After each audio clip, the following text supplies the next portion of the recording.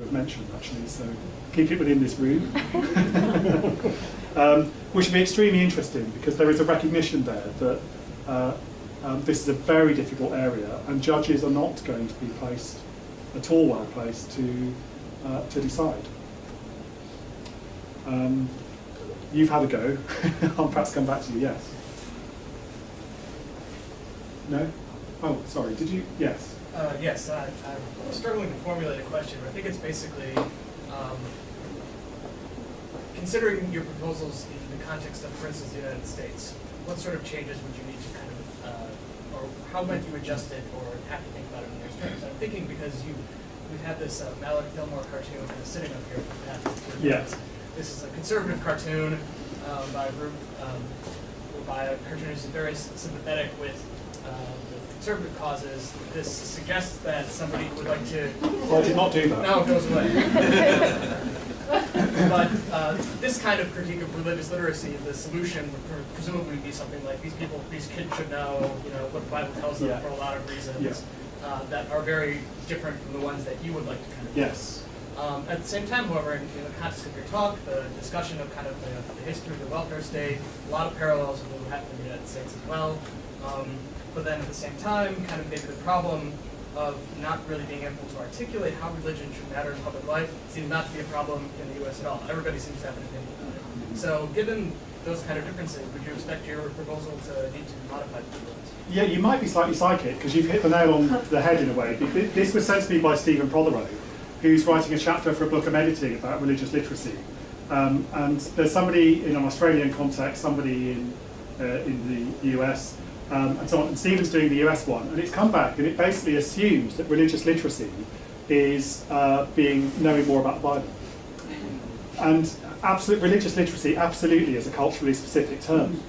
And for me, it's about addressing the engagement across the bringing down the binary between the so-called secular and the so-called religious. That's where I think the pressing need lies. But I can well imagine, and I hope I get the chance to one of these days, to really think through what that looks like in all sorts of other parts of the world.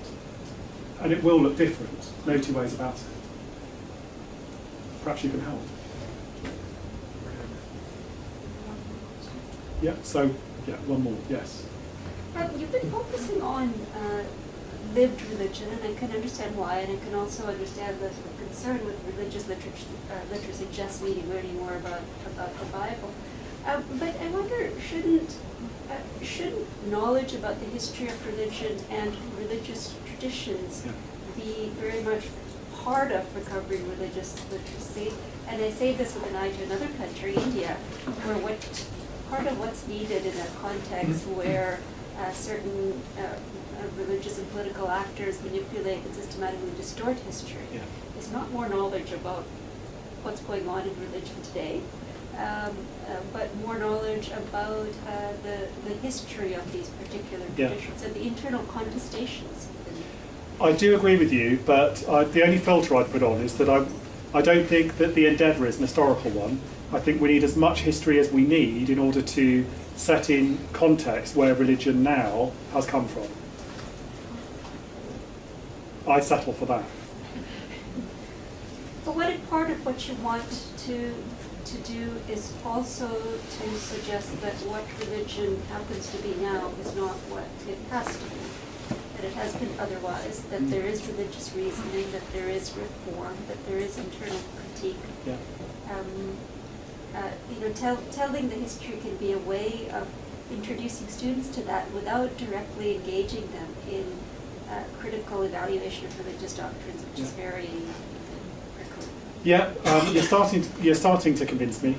If my Vice Chancellor gives me a whole programme, I'm really happy to include that. But I don't mean that facetiously. I do think it's very important. But if I had to prioritise it, I'd go back to my first answer because I think it's very pressing.